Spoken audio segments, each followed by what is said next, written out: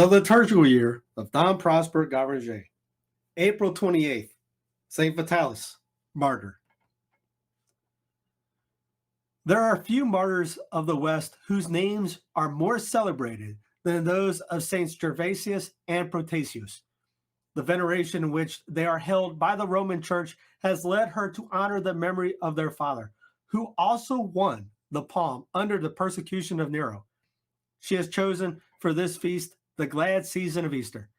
The account given by the liturgy of Saint Vitalis is short, but we can gather from the few circumstances related what fine characters these primitive Christians were who received the crown of martyrdom under the first of all the persecutions.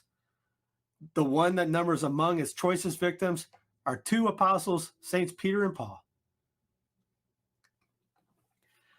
Vitalis was a soldier and the father of Saints Gervasius and Protasius.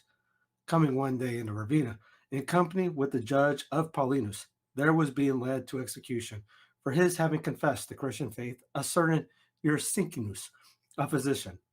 Vitalis, observing that his courage was somewhat staggered by the tortures, cried out to him, Ursinus, thou that art a physician, and curest other men, take heed, lest thou wound thyself with the dart of eternal death.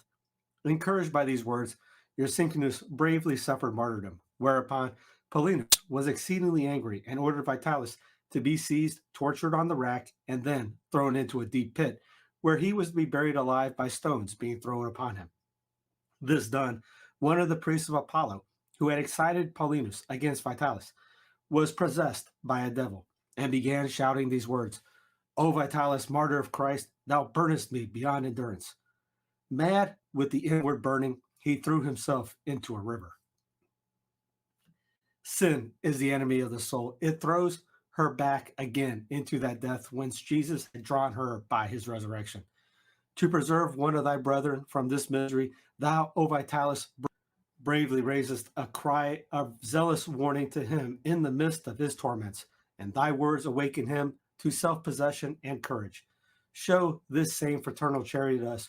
We are living with the life of our risen Jesus, but the enemy is bent on robbing us of this life. He will seek to imitate us. He will lay all manner of snares wherewith to deceive us. He will give us battle, and this untiringly. Pray then for us, O holy martyr, that we may be on our guard, and that the mystery of the past may be fully accomplished within us now and forever.